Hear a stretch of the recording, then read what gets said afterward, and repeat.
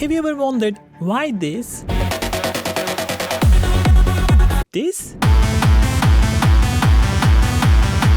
and this sounds so good? If you did, then you are in the right place. And there is one trick that nobody shows on the internet that will change how you make your leads forever. I don't want to make you wait. Let's jump in. It is really hard to make extraordinary sounds with ordinary sound design techniques. You may, but it is hard. And in 2024, when it comes to extraordinary sounds, there are two things that you should consider. The first one is phase and frequency modulation, and the second one is the transient control. The second part, I don't see anybody showing. We will come back to that very soon, but first let's take a look at the first part. So we have this sound.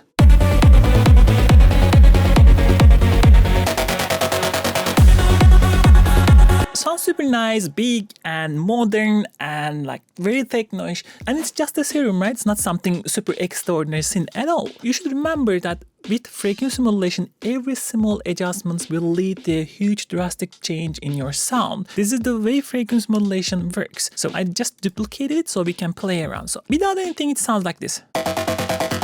And it's very simple. We have an analog sine wave and we have a square sawtooth wave together, but the level of this one is very low. The main meat of the sound is really this one. And before we continue, we have this like more fatty volume envelope because we want this like more plucky sound. And we have the second envelope here, a little bit on the cutoff filter. Now hear how much it changed when I play with this. Small adjustment. I mean, this is a very cool sound, isn't it? I would definitely make this sound work in a mix. But the more you pull, the more the sound gets broken. The trick over here is actually I'm using like the same octave, but this is a perfect fifth plus 7 semitones. You can even automate this to like get something like this. When you're doing this type of sound design, one thing that you should remember, always keep your effects in this chain. Frequency modulation will change how your harmonics are behaving, especially distortions, and even the multiband compressions will be reacting very differently depending on how much resonance that you have and how much harmonics that you have. And the same thing with the compression. But let's come to the second point, the beefy part. In this sound, to make it bigger, I want to have highs, but I want to control them. I don't want to like just boost the highs and get the irritating sound, but when the sound hits, I want it to really feel it almost on my face. Modern synthesizers will give you opportunity to map anything to anywhere. And that means that you can actually take your cutoff envelope, which you are using here, so it's moving up and down. So whenever it opens, you want to emphasize or even kind of boost the highs. You take the second envelope, the first thing is very obvious. You can put this one on a gain of your high shelf filter or like a belt curve like this. What happens now, because we are controlled by the same envelope, when it opens, it boosts to highs at the same time. So you get this very non-linear filter behavior. And that is what we want. See that? Hear how much difference it makes. No, we don't end there. The other thing, most of the dynamics of this sound is actually controlled by this multiband compression. So it's just pulling down everything even though we boost. What can we do? Almost like a very small percentage of people knows that, but you can actually take that envelope and put it on your high band as well. Now, when it opens, even the compression slows down. So we can even get more transient behavior on hi-hat. Now we are making triple nonlinear filter behavior almost. Go to the matrix and like, I don't want of course this much, but let's bring it this. Now it's also getting a bit louder, remember that, because we are opening up, it's getting more transient, but when you push this overdrive or the limiter later on, it will actually balance everything very nice. If you take a look how much difference we just made by this, without, down, bit, all those are just like in your face. Have also a kind of rack over here, slightly boosting high and still, and then a Valhalla here to just give ambience, right? Reverb. And now this sounds like this.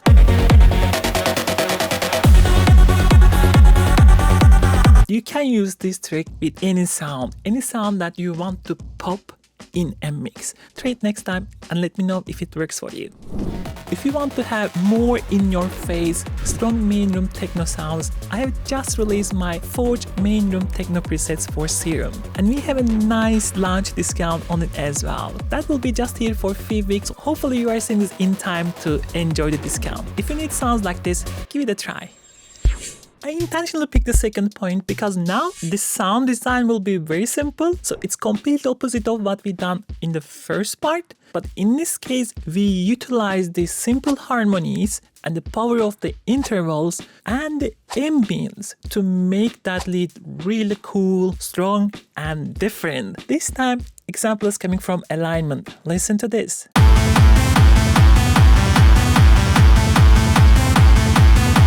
Now this is a hard thing to track. If you are making any other genre, all the things that I'm going to talk will apply to your genre 100%. So, sound design wise, to show you how simple this sound is, let me do it like in a second. Start just a sawtooth. Give the pumping effect by making a LFO like this. You could also sidechain the kick. Now, sound has a little bit panning randomly. Get a LFO like this, put it on the pan. We have a little bit movement right and left. Equalizer. Multiband compression is important just to compress the sound so it's not just moving too much. And ambience. This is really important. If you have a simple sound, you have a space to actually enhance your ambience. It will be delays, it will be reverb. In this case, we put a simple plate reverb, big size, big mix. It's very wet sound. Now there's one more trick because the sound sounds slightly more analogish. I'm going to switch to my analog wavetables and just pick a sawtooth and take an LFO and put it on the wavetable position. Yeah. Much cooler. Done. This is the sound. So simple.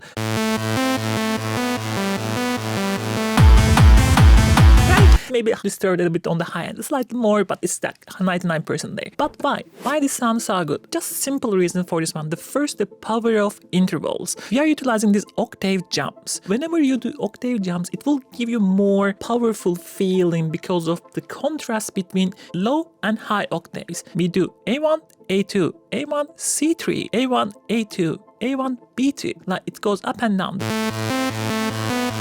If I bring this down one octave so everything's stuck together, listen how bad it sounds. Horrible. So these octave jumps, when you have them, remove almost everything in your track so that you can really appreciate this. If there are a lot of things going on, this will really not feel the same. Also, you have to be really careful about the melody progression. Here we have a super simple dum, dum.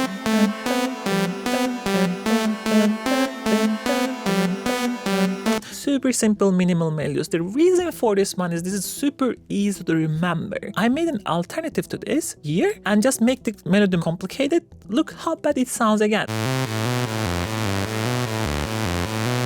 What is going on? It is exactly the same sound, but it is just different harmony and it makes the world of difference. So remember, whenever you do this type of sounds, clean up your track, get a minimal progression, get a big interval to emphasize the contrast and build a nice ambience. Then you have this.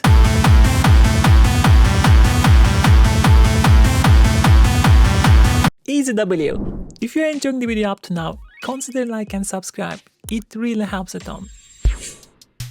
And the final one is, of course, distortion and saturation. And you can't imagine how big of a difference it makes when you learn how to properly use your distortion. Even subtle ones can make a huge difference. So here we have this sound.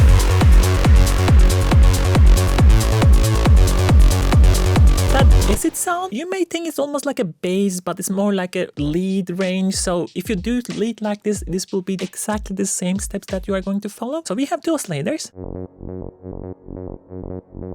The only thing that I'm doing actually using my 303 wavetable, simply because when you distort this weird skewed waveform, it gets this really separated distortion out of it. If you do it with the pure sawtooth, it will be still working because you are kind of getting all of the harmonics out with the filter. But if you have, I would suggest using something like this.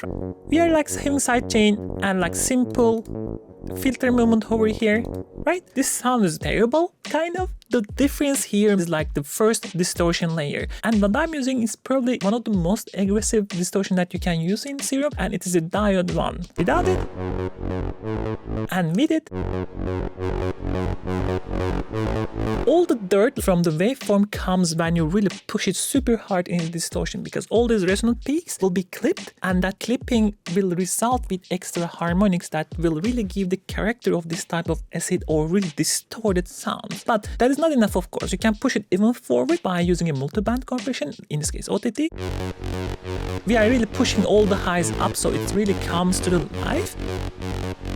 Equalizing a bit, pushing the mids down a little bit so that we can get it with the highs, right? And then a delay. The thing that makes this sound is the distortion, but we are not done yet. This part missed a lot of producers oftentimes because they settle down the sound, but they lose that 10%. This distortion is nice, but there could be other distortion colors that could really fit and complete this sound. How do you do that? So what we have here is 2 layers. The first layer is just like a distortion from Arturia, Vulture Culture, emulation, and the second layer is actually compressor plus distortion. You can actually put the distortion before compressor as well, but the main purpose of compression is compressing super hard and then distorting afterwards to get this very flat sustained sound that could be fitting as a layer on top of the original sounds. First distortion layer with the Arturia. You see how it's skews, but it's like scoop in the middle, but really pushing the super highs here, right?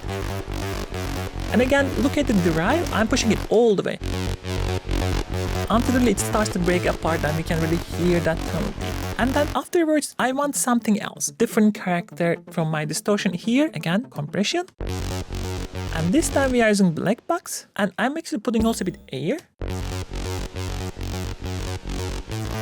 From here, more like a gnarly to this more like airy.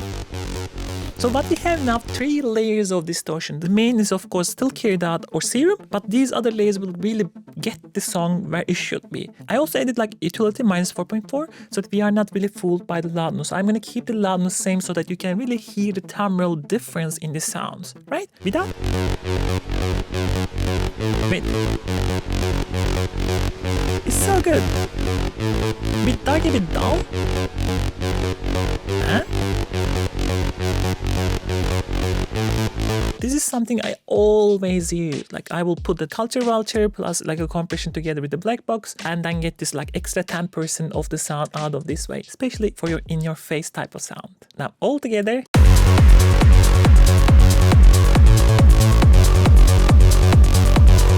So good. If you want to learn more about Pro Tricks, I have a cool video over here. Take a look.